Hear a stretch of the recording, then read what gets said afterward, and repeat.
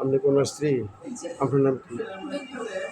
আপনার স্বামী আগে কোথায় চিকিৎসা করছিলেন?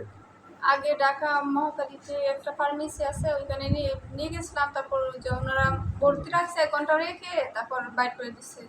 তারপর আমার দেবররা নিয়েছে, ঢাকা মেডিকেল নিয়ে গেছে। ওইখান থেকেও ওই যে এক্সরেগুলো করাইছে, করানোর পরে তার 2টা ব্যথার ট্যাবলেট দিয়ে বের করে দিচ্ছে, আর ওষুধ লিখে দিচ্ছে যে রোগীর চাপ বেশি, তারা চিকিৎসা করতে পারবে না। তারপরে হচ্ছে আমরা তারপর বসে থাকি নাই, বাড়িতে এসে যে কিশোরগঞ্জ ক্লিনিকে গেছি, আবার মেডিল্যাব গেছি।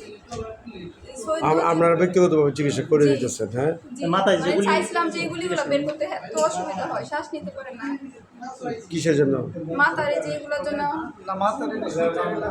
এখানে সৈয়দনগর জেলা আসার পরে জরুরি বিভাগে বলছে জি, বলছিলাম। তারপরে ওনারা 2 দিন আমাদেরকে ভর্তি রাখছে, পরে বের করে দিয়েছে, বলে যে চিকিৎসা কোথা থেকে বের করে দিচ্ছে? এই যে এই পাশের রুমে ছিলাম। 2 দিন আগে ভর্তি হয়েছেন এখানে? মানে অনেক দিন আগে ভর্তি হয়েছিলাম, তারপর 2 দিন রেখে বের করে দিছে। কি কয়? পরে যে তখন নাকি অনুমতি ছিল না ভর্তির।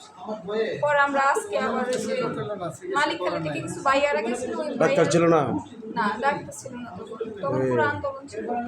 আচ্ছা, আপনি কি করেন? চাকরি করে? জি না, আমি তাহলে আপনার স্বামী মানে কাজের উপর নির্ভর করে আপনার সংসার। জি। এখন আপনারা 19 তারিখ থেকে একবারে বেকার আপনার স্বামী, এখন কিভাবে চলতেছে? এখন এই যে আমার মা বাবা দেয় বা বাড়ির আশেপাশে প্রতিবেশীরা দিয়ে চালায় আমাদেরকে। আচ্ছা, আপনারা যে এমন হয়েছেন সরকার পক্ষ বা ছাত্র সমন্বয়কের কাছে জানাইছেন বিষয়টা? না, আমরা তো এগুলো বুঝি না, আর আমাদের মানে এরকম মানুষও নয় যে আমাদেরকে এগুলো বের করে দেবে। মাথায় গুলি খাওয়ার পরে যে আপনাদের এই নিউরো সায়েন্সে যেতে হয়, এটাও কেউ বলেন না এখন না, পর্যন্ত? এগুলো আমাদেরকে কেউ বলে না। মাথায় গুলি বিদ্ধ